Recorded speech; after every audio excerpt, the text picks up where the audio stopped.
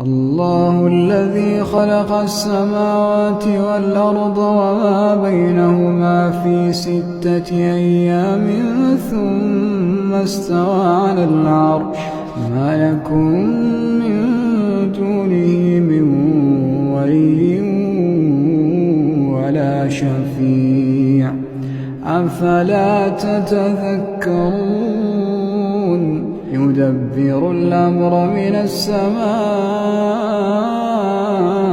إلى الأرض ثم يعرج إليه في يوم كان مقداره 1000 سنة مما تعدون ذلك عالم الغيب والشهادة العزيز الرحيم الذي أحسن كل شيء خلقه وبدأ خلق الإنسان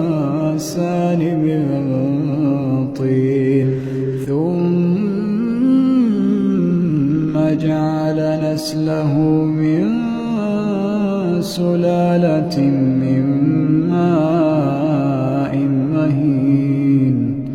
ثم سواه ونفخ فيه من روحه وجعل لكم السمع والأبصار والأفئدة